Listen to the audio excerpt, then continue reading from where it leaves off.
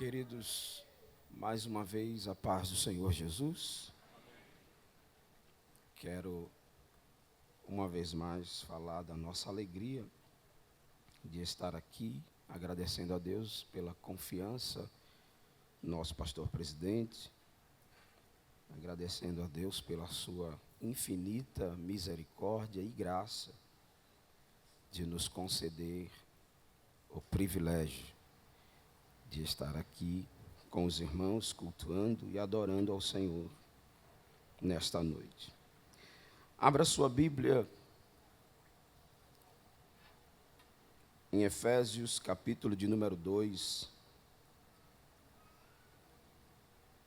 Estaremos sendo breve devido à entrega dos certificados ainda, mas vamos estar meditando nesta poderosa palavra de Deus, onde o apóstolo Paulo escreve aos irmãos, à igreja de Éfeso,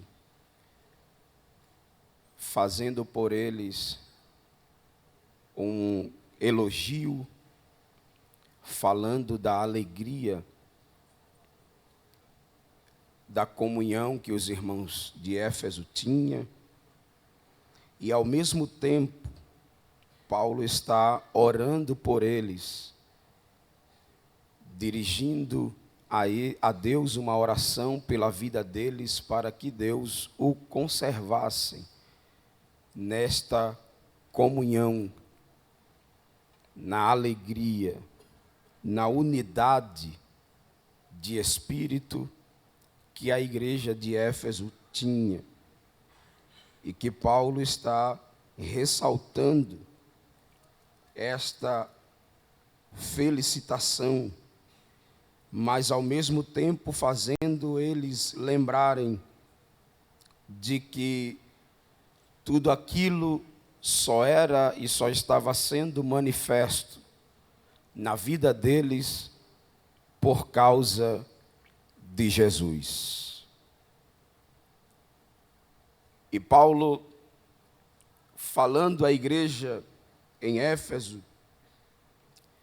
aos irmãos, embora tecendo a eles um elogio por causa da alegria e da comunhão, Paulo também os faz lembrar de que eles não eram dignos de estarem naquele lugar ou fazendo o que faziam se Jesus não fosse com eles.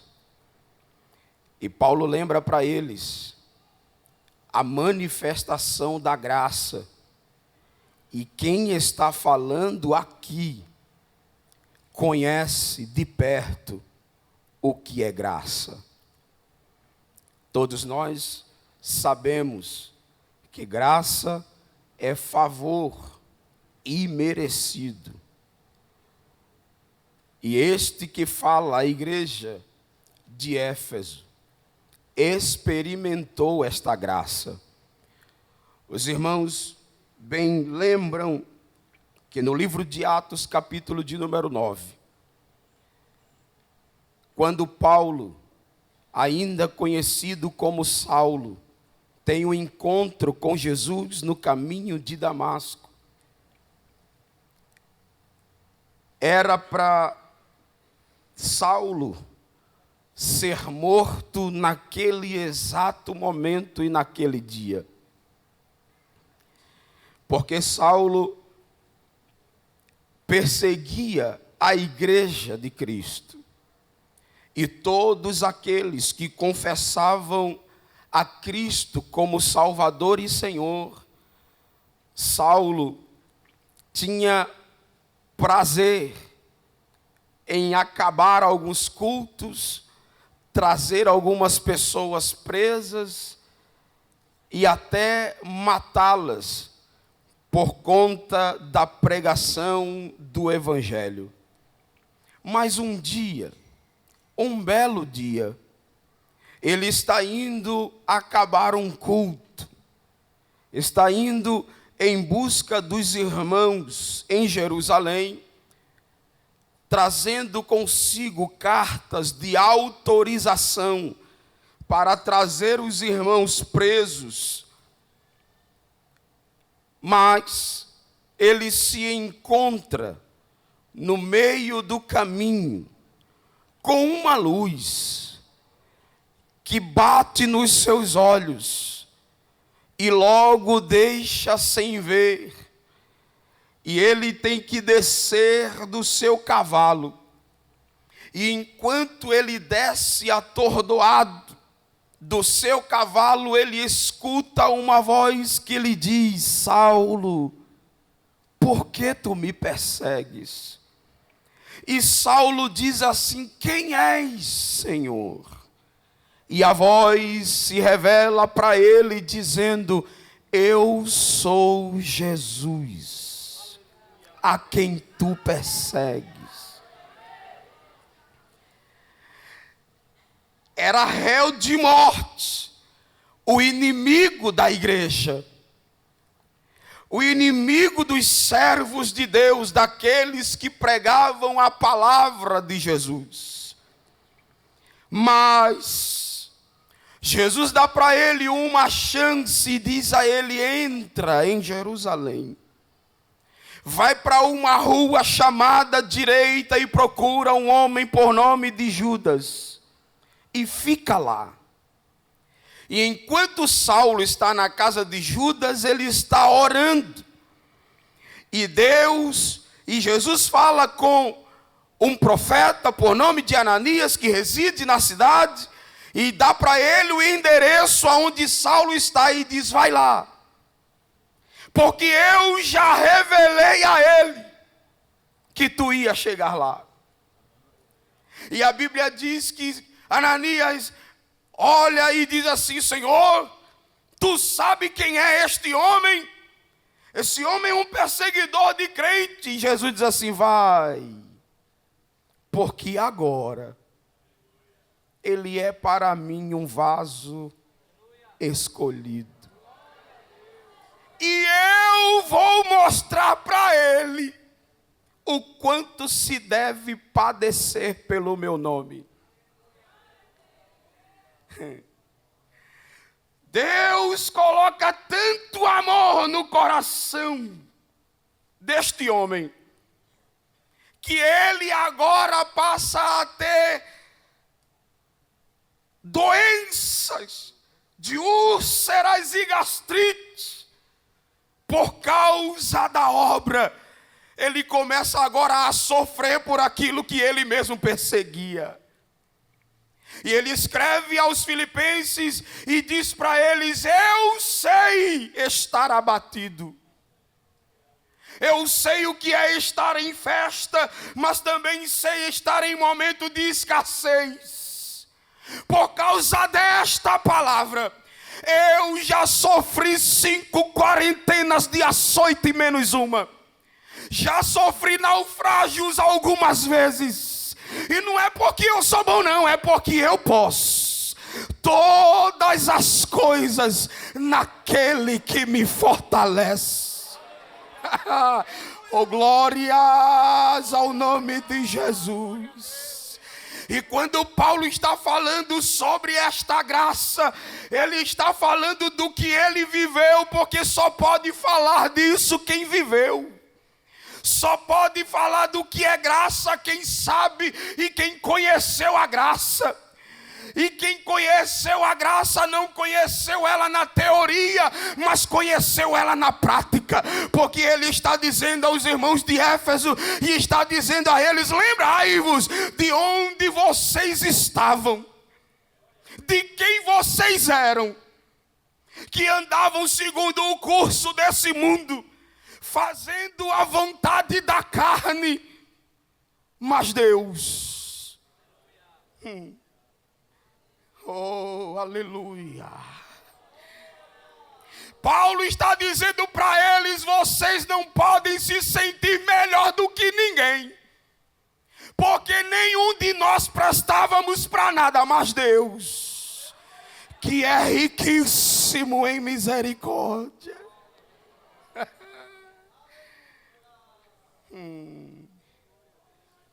Aleluia. Ele achou graça. Dá uma olhada para você mesmo e vê se tu merecia estar aqui. E vê se tu merecia ser chamado do que tu és conhecido hoje.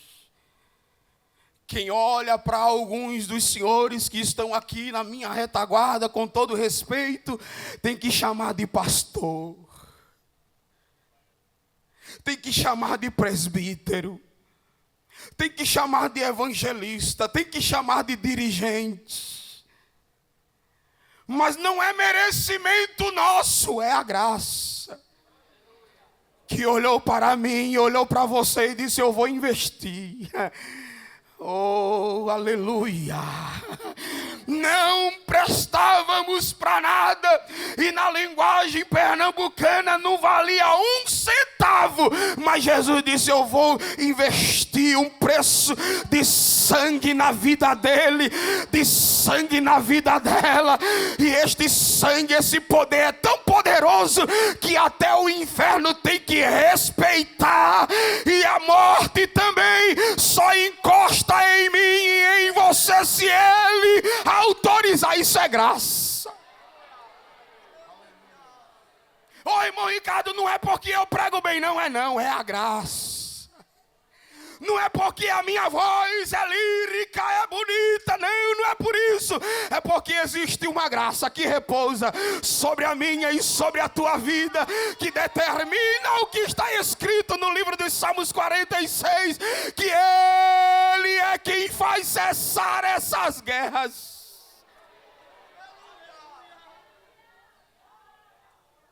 É a graça. Dá para você dizer isso a quem está sentado aí do seu lado: é graça.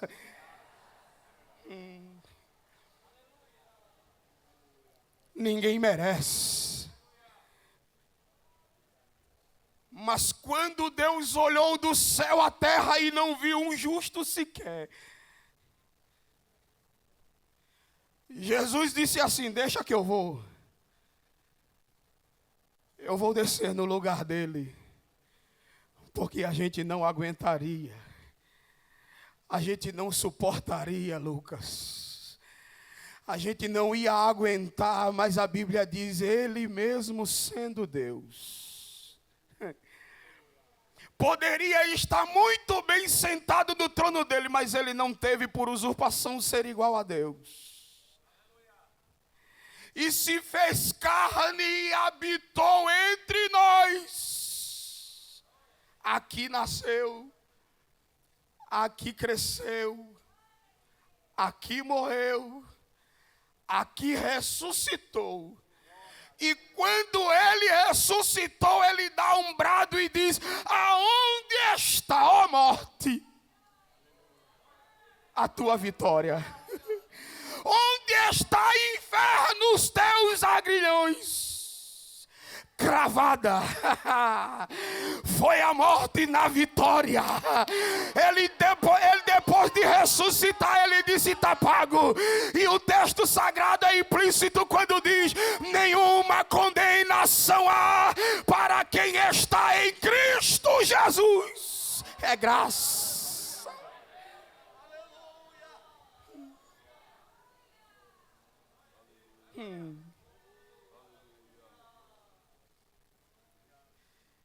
No verso de capítulo número 12, verso número 11, Paulo vai dizer assim: portanto, lembrai-vos de que vós no outro tempo erais gentios na carne, chamados incircuncisão, pelos que pela carne era circuncidado, que naquele tempo estavais sem Cristo, separado da comunidade de Israel e estranho aos conceitos da promessa, não tendo esperança e sem Deus no mundo. Mas Cristo, aquele que se entregou na cruz do Calvário e disse: eu vou morrer por ele, eu vou morrer pela vida dele, eu vou morrer pela vida dela. E a Bíblia diz que ele, no alto do Gólgota, ele disse: Pai, está consumado.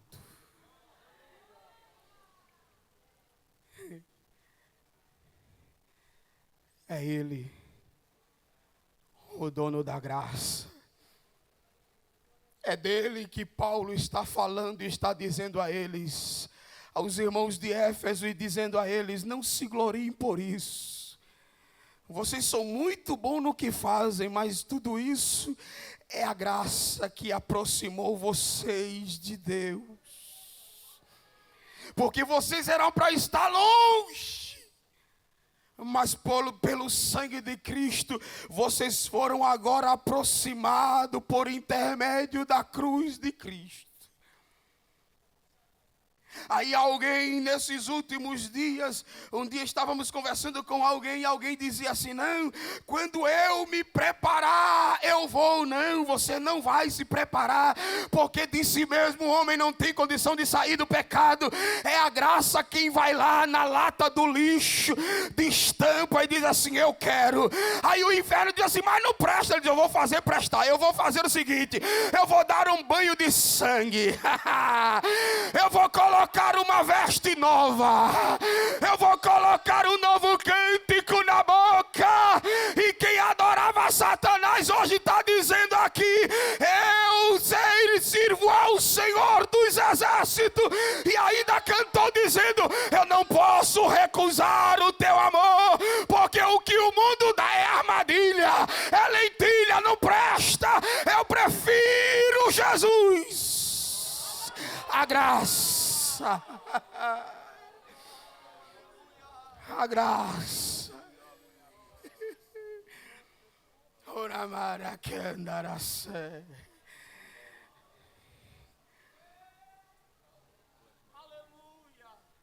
Quando a graça se manifestou, eu não gosto muito de estar falando sobre isso não, mas hoje eu vou dizer. Entrou no meio da minha família, quando alguém dizia que a gente não ia prestar para nada. Todo mundo escurinho assim, feito eu, com muito orgulho, morando dentro de uma favela.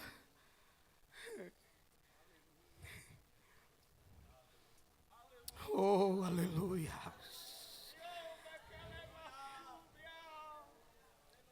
Alguém olhou para os pretinhos lá e disse: dessa família aí, pastor Jonas, só vai sair daí ladrão e prostituta. Aí a graça entrou na favela, parou na frente da minha casa e escolheu a gente para morar.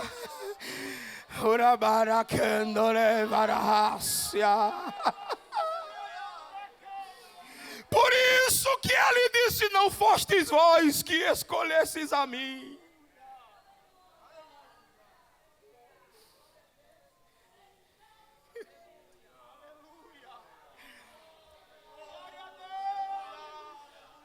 Porque por você mesmo você nunca viria atrás dele. Mas ele disse: fui eu quem escolhi a vós.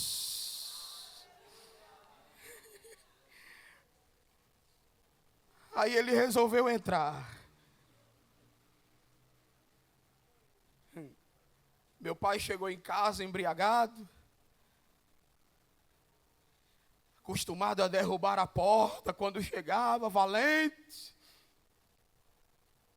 Mas nesse dia ele ficou parado do lado de fora. Minha mãe aceitou Jesus como Salvador.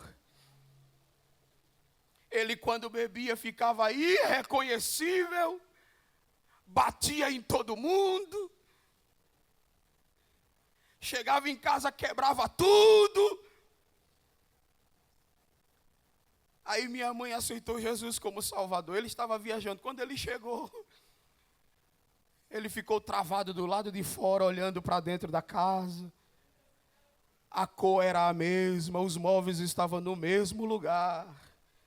Mas ele percebeu que tinha algo diferente lá dentro. Aí minha mãe, quando sai, que dá uma olhada para ele, vê ele do lado de fora e diz: entra, menino. Lá de fora ele diz: então quer dizer que agora você é irmã Alzeni? Ela disse: sou. Lavada e remida no sangue de Jesus. Nunca mais. Vocês não fazem ideia do que era um final de semana na minha casa. Mas depois que Jesus chegou, nunca mais.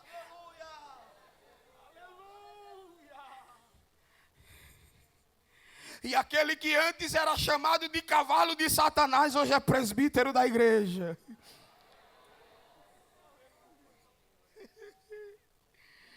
Aceitou Jesus, não sabia nem ler, foi orar e disse: Jesus, eu te aceitei, mas eu nem sei o que está escrito aqui, eu não sei nem ler, me ensina. Aí ele disse que de madrugada chegou um homem. E se você chegar na casa do meu pai hoje, parece uma CPAD, o que tem de livro e Bíblia lá se perde. Ele escolheu a minha casa para morar.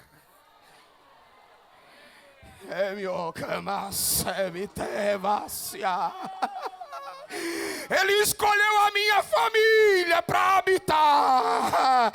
E para quem dizia que lá só ia ter ladrão e prostituta, rasgou a boca. Na minha casa tem pastor, na minha casa tem evangelista, na minha casa tem presbítero, dirigente de círculo de oração, tem músico, tem cantores, estão servindo ao Senhor.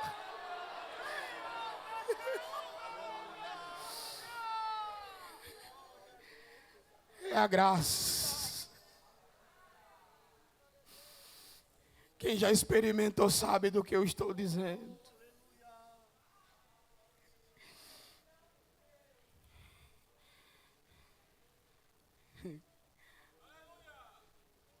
Pela graça sois salvos, mediante a fé.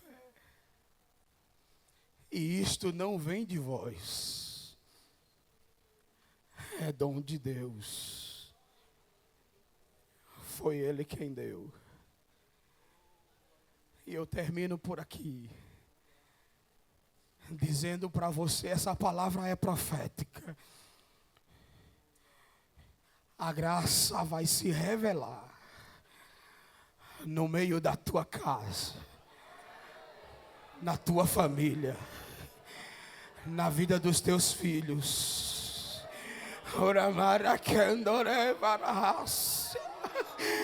Tu viesse contando para ele uma história e ele está lhe dizendo: a graça está entrando na... Eita glória! Vai trazer mudança. A graça vai trazer libertação. A graça vai trazer avivamento. A graça vai se manifestar a alguém no meio do caminho.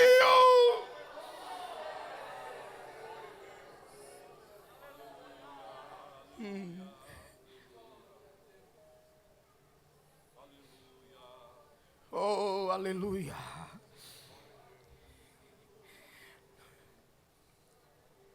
Eu quero perguntar se tem alguém que quer receber essa graça aqui essa noite. A graça que salva. A graça que perdoa. A graça que enche. A graça que preenche. A graça que renova. A graça que levanta. Oh, aleluia. Você estar aí, talvez na rede social, e não está achando mais graça em nada.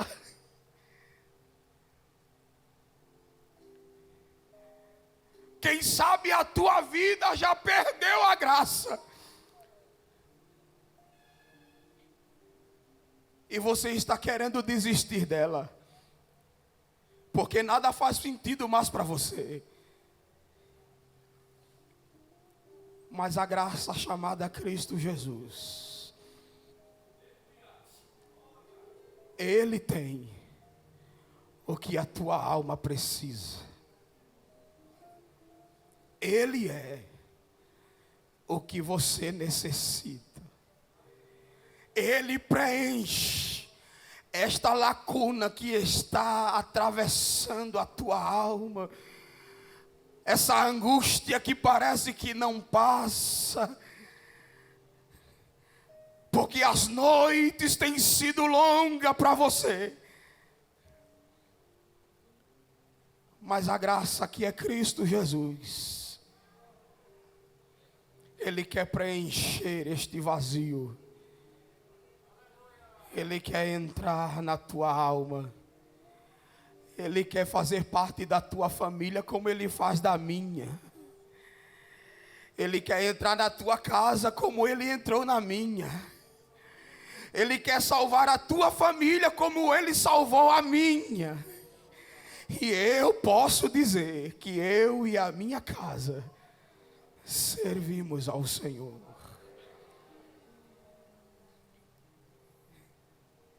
Se tem alguém aqui ou se nas redes sociais que esteja porventura assistindo esse culto e esteja sentindo esta graça falar contigo essa noite e quiser se entregar para Ele, vem fazer parte deste exército. Vem fazer parte deste discipulado. Vem preencher o lugar daqueles que estão saindo hoje. E você vai sentar lá para aprender e saber quem é Jesus. O que Jesus é capaz de fazer. Conhecer Jesus. Então a oportunidade está franqueada nessa noite. E eu agradeço a rica oportunidade em nome de Jesus. Vamos ouvir. Que o conhecimento é capaz de mudar a vida de quem lê, a gente já sabe. E que livro você pode comprar em qualquer livraria. Mas nós transformamos 100% do nosso lucro em mudança de vidas, através da ação social, evangelismo e missões. Ao adquirir qualquer um de nossos produtos, seja presencial ou à distância, você está investindo em alguém. Na próxima vez que você for comprar livros ou artigos evangélicos, não vá em qualquer lugar. Vá na Livraria Arca Missionária. Uma nova história começa quando você compra aqui.